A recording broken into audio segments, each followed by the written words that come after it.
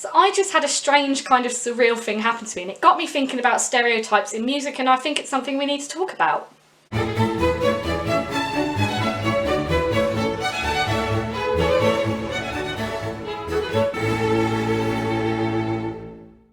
I'm sorry I've been away over the weekend. I had problems with my camera where it wouldn't autofocus properly. So literally I had to take the lens off and fiddle around with it, take it apart and look at it and everything, and I think I've managed to sort it now. So hopefully I am now back to daily uploads, because I wasn't going to post videos that were out of focus. Anyway, on to the main beef. Sorry if you're vegan. So I just had this really weird thing happen to me today. Basically I had to pop out to my local post office as I had a couple of things to do and a thing to post. And as we all know, with the whole social distancing thing and everything, like, they're only letting one person in at a time at the moment, so we have to queue, and usually it's really busy. So when I'm walking or waiting or in shops, whatever, I usually have my headphones on listening to music. Now, even though my headphones are semi-noise cancelling, I don't have it that high because, you know, looking after your ears and all that jazz.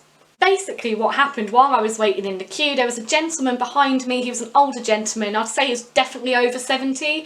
I don't want to say over 80 because that might just be a little bit mean. An older gentleman, an elderly gentleman. Anyway, he saw that I had my headphones on and that I was listening to music. Basically, he went on this like 5-minute rant at me, and he basically said, "Hey, you kids these days with your modern rubbish music, you should be listening to classical music, the greats. And for some reason I am like Tony Harrison from the Mighty Boosh. This is an outrage." You know nothing of the crunch. Like, okay, he kind of has a point, but the thing is, he obviously couldn't hear what I was listening to because I had my headphones on, and I was actually listening to Beethoven. So I turned around and I'm like, I'm actually listening to the Beethoven Violin Sonata No. 9 in A major, the Kreutzer. And I said, like, I'm a classical musician, I listen to classical stuff as well as other stuff. And he didn't really have a response. It didn't annoy me or anything, I actually thought it was quite funny, but it did get me thinking. Are there stereotypes in music? I mean, all you have to do is look at me, really. I'm wearing a t-shirt with Freddie Mercury on it, and I have tattoos, including a Rammstein tattoo, yeah, and a Baby Metal tattoo, and 21 Pilots, so yeah. And I have like piercings in my ear. I used to have a lot of facial piercings and stuff. I am very clearly a rocker or a metalhead. But then as a musician, I think it's kind of a given that you usually have an eclectic, in other words, crap taste in music. So as much as I enjoy listening to rock, metal and classical music, I also enjoy a lot of rap. Like, I like Eminem and a little bit of Nicki Minaj before she went stupid. But then I also really enjoy listening to like Duran Duran and the New Romantics and all the 80s stuff. I even like a bit of disco. I love the Beatles and the Rolling Stones as well. Hell, every so often you'll catch me listening to Taylor Swift, for God's sake. And it also got me thinking, are we sort of defined by our music tastes? As I said, if you look at me, I'm very clearly a rocker come metalhead, I don't really conform. In the words of Sophie Ellis-Bextor, one of my other favourite singers from her song Wild Forever, why be so ordinary, why just conform? Normal is boring, embrace your weird, people. I think we're all guilty of maybe judging people on how they look and potentially by their music taste if we find out. Even though we're brought up not to judge people, I think it's just something in human nature that we sort of naturally do anyway. But what defines us is whether we kind of act on those judgments or if we think afterwards, well no, they're just being them. Anyway, it reminded me of a story of something that happened to me a few years ago, and it just goes to show, don't judge a book by its cover, which I kind of did. So again, this involves another elderly gentleman. I'd say he was maybe in his 70s again as well. And this kind of involves me being a little bit judgy. Well, not judgy, but just like jumping to conclusions. Anyway, I was on the train going somewhere. I can't remember where I was going now. It might have been London or Brighton or just like Bognor or something. I'm fairly sure it was long haul. It must have been like London or Southampton or Brighton. Anyway, so I was in one of those chairs that has a little table in the middle, and sat opposite me was this old gentleman. And he was listening to music. He had his little earbuds in and he had one of them old CD Walkman things, which I thought was great because you don't see them anymore. I've still got mine somewhere. I remember looking at him and thinking, oh, he must be listening to like classical or maybe some smooth jazz or something. Anyway, the CD he was listening to obviously finished, so he opened it to put in another one. He took out the Ramones and put in the Sex Pistols. And I'm like, you, my man, you rock. Which I think kind of just goes to show, like, don't judge a book by its cover. Can we really tell people's music taste just from how they look? It's like, I also know quite a lot of people who dress goth or emo but don't listen to the music. But then I also know a lot of people who do listen to the goth and emo music that don't dress like that. I used to be like full-on goth, like black hair, black everything, studs, the white makeup, the black eyeliner, everything. But I've always been more into like pop punk and emo.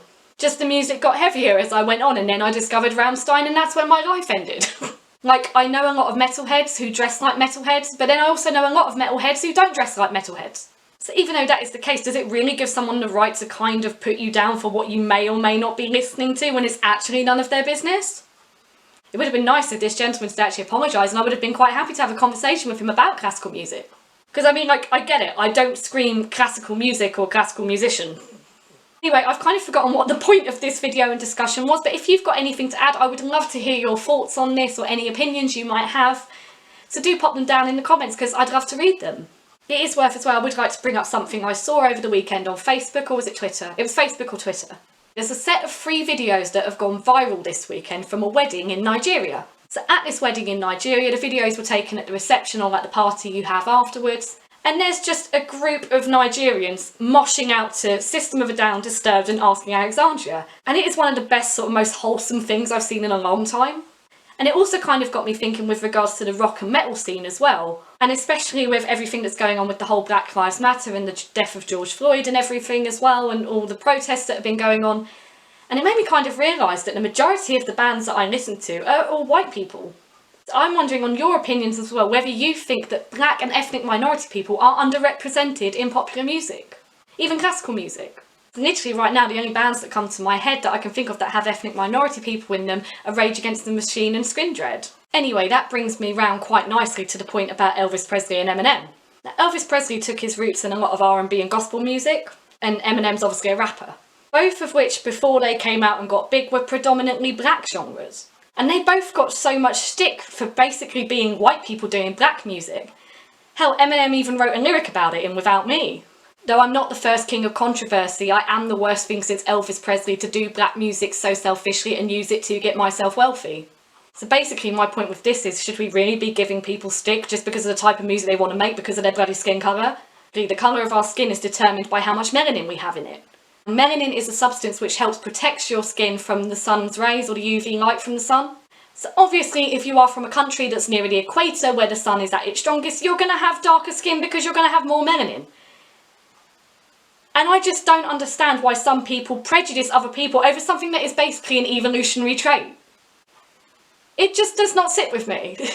Anyway, as I said before, I am very interested in your views on this. If you do have anything to say, whether you agree with me or disagree, I'm up for a healthy discussion. I don't want any hate or anything for this. It's just an open conversation. I think it's something we need to talk about. That's it from me for this video. Please leave me a like if you like this video, it does help me a lot.